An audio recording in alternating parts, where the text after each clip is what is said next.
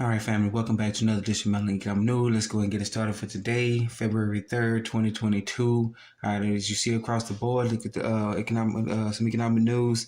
You got the market futures up. You got they're not up. It's just sorry about that, a little bit pretty much down. You got the S&P down, Nasdaq and Russell's 2000 are all down. All right, the Nasdaq future is the only one that's in the positive. All right, by just a little bit up under $42 even. All right, that's the only thing that's keeping them above everyone else. All right, so we got looks like a rough start to the morning as Nasdaq opens up in about let's say going on 6 hours, a little bit over 6 hours from now. All right, so a little rocky start as the future markets are going down. All right, they're operating in the red for right now. All right. All right, let's go overseas a little bit. I look at some markets. You see the FTSE 100 is up, the Nikkei 225 is up. Get into some cryptocurrencies here. Look at it. Bitcoin to US dollar is down just a little bit over $900, and the CMC crypto is up just a little bit above $8 and $8.34. So you got $8 and some change about cryptocurrencies up. All right. All right, let's get in that. Look at that 10-year bond. The 10-year bond is at 1.7820. The VIX is down. The GBP looking for some current currency exchange. All right, the GBP to US dollar is up just a little bit under a penny. And the US dollar to the Japanese yen is up is up as well too. All right, just a little bit over 26 cents. Okay. All right, so that was some look at the financials. All right, look ahead before the markets open up. That was from YahooFinance.com. Right, YahooFinance.com. All right, and let's get to Kitco.com. Look at some of the precious metals market. Look at the New York spot price. All right, take a look at that one right quick. And then we switch down here to the world market spot price because it's open. You see in the world, gold is down by $3.20. Silver is down 11 cents. Platinum is down. Palladium is up. And rhodium is sitting at 17,750. All right, an ounce. All right. So we got a little bit of the world spot price markets is looking down. All right, and more precious metals are down than they're up. So we're looking at a little bit of a turbulence in the precious metals market as well too. All right, so that was from Kitco.com. All right, Kitco.com. All right, let's get into some actual news here. All right, no, fresh out the press at NTD.com. All right, NTD.com. Right, America's national debt soars past 30 trillion milestone. All right, for those who think they wouldn't believe it, but all the news is covering the malt liquor virus, or the virus that can tell time, and the different types of malt liquor that and the stuff that it's coming out with now. They're not even paying attention to the U.S. debt. All right, you got to go look for this stuff. All right. All right, so we passed $30 trillion. All right, get into the article a little bit here. America's balloon national debt, you can see the 30 trillion mark for the first time ever, according to the Treasury Department data, or Department of Treasury. All right. The Treasury Department said in a statement, as of January 31st, the total public debt outstanding was $30.012 trillion, which is roughly works just over $90,000 per U.S. citizen, or nearly 240,000 per taxpayer. All right. So to complement that one, we're going to switch over to this right here so people don't believe. This is usdebtclock.org. All right. There it is right there. $30 trillion in U.S. national debt. All right. This is total U.S. national debt, $30 trillion. But let's take a look and go down here a little bit. All right. So let's take it. Let me switch the camera view over for a second a little bit. Sorry about that. And let's take a look at the total household debt versus let's talk about not total household debt, but look at the total U.S. national assets, $200 trillion. All right, versus all the U.S. unfunded liabilities. All right, at $164 trillion. All right, that used to be, if you go back into the archives, and I've said we've said before on this channel, you go back into the archives and you'll see that it was actually the reverse order a few months ago. All right. You saw that the U.S. unfunded liabilities was a lot more than the total U.S. national assets. All right, now it's been reversed, and something's going on. We continue to look for more research on this one. It's very hard to find some of the information. Some of it's very easy, but as we compile more and more, we'll get it out to you more. All right. Once again, U.S. national debt is over $30 trillion. Okay. All right, in our next story here, we're switching over to another state. We reported earlier, go back and archive that several states are creating their own bullion depositories. And look here, without surprise, across the Rio Grande, The Red River from the state of Texas. Oklahoma is creation of state, considering creation of a state bullion depository. All right, more and more states are looking to protect themselves. And as we say before, once these articles come out, it's pretty much almost that the states have already decided they're going to do it, either yay or nay. And if they decided to do it, they've pretty much already done it. And you're now seeing this news article that's saying they possibly consider doing it when they're probably in actuality they've already started doing it. The bank, their bullion depository is probably already built, and they're getting some of the so-called elites to get that bullion in there first before the general public gets in. All right. So, but Oklahoma is considered they're creating their bullion bank. All right. A bill filed by Oklahoma State Senate would establish a state bullion depository similar to the one operating in Texas. When Oklahoma goes, Texas goes. All right. Or vice versa. Where Texas goes, Oklahoma goes. All right. Two states, one and the same. All right. This would create a safe place for this precious stores of precious metals.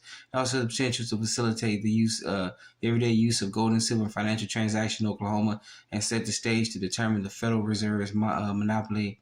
To undermine the Federal Reserve's monopoly on money. All right. So look at that line again. All right. Let's go over that one.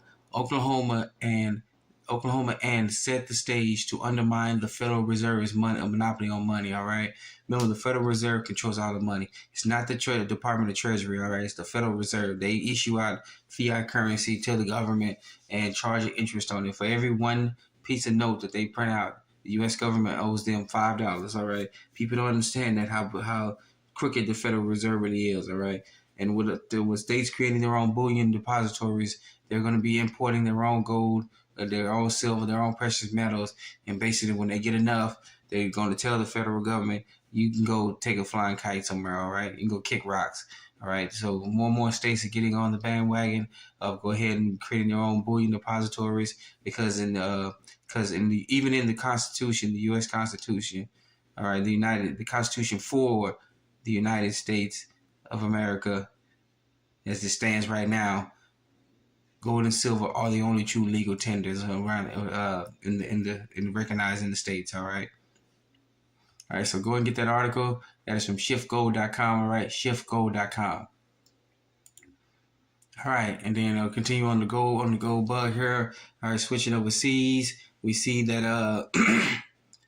the World Gold Council has published a report on gold reserves. All right, switch down here a little bit. All right, and you see for here last January, the World Gold Council published its report on the reserves of the central banks of the world. Talk about that central banks in the world of gold. All right, the data showed that the reserves amounted to 571.3 tons of metal. All right, it's a lot of precious metal tons. All right.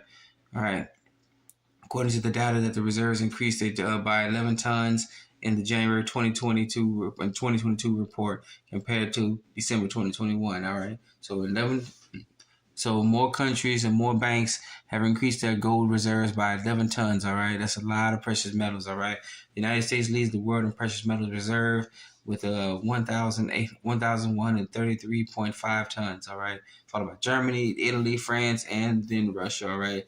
Remember, some of these totals they're now reporting. They've been putting out these totals for a while, and they're not even actually giving their actual off the books totals. All right, most countries don't want to give their real total amounts of precious metals. Okay, all right, but this is somewhat outstanding that 11 tons have been reported in January 2022. All right, that is something that is an eye-popping opening for most people who are paying attention. All right, so-called banks, some governments, they're all getting to the precious metals. All right, remember, gold and silver have always been a hedge against inflation and economic downturn. All right, as countries protect themselves. All right.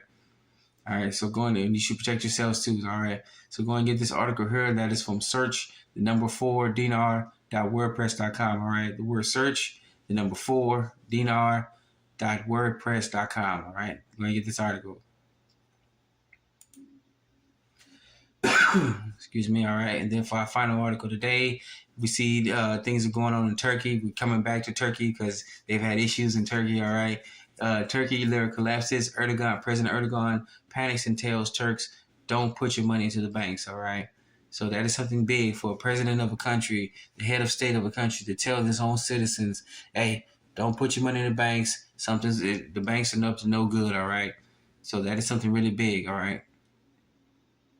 So go ahead and get started. A little bit of her right here. President Recep Tayyip Erdogan. I could be butchering that. Please let me know for our folks who are listening over there in Turkey. All right, in that region. Please let me know if I butcher this. All right. Told citizens to put their money in private banks, urging they demand a larger interest rate for consumer loans than the central bank on the day of his comments. All right. Turkey's lira traded weaker at 13.62 against the US dollar, right?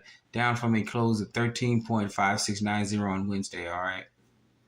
All right, so something's going on with more and more issues are going on with Turkey. All right, hear this right here a little bit though. How about that? All right. I call on my citizens. I tell them to go to public banks. Do not get into such a wheel of exploitation. All right. It comes at a time when surging prices and focus on market attentions in Turkey. All right. So he's telling all his people, don't put your money in the big banks.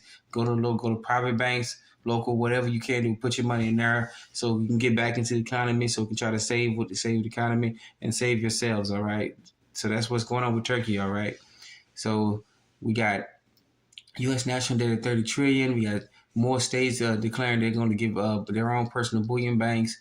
All right, gold is being collected left and right around the world, and we got even presidents and prime ministers of their countries telling people get your money out of the big banks. All right, so if that don't give you an eye opening what's going on, you need to open your eyes up. All right. So with that being said, I want to thank you for joining us in another edition of Uncommon News. Be safe, be sound. Remember, you're your own best financier, your own best savings and loans, your own best credit union. All right. You're your own best banker. All right. Get it together with your neighbors, communities, and reach out to other communities. All right. Be safe, be sound. Thank you once again for joining us in another edition of News, Melanin Economic News. Let's get it started.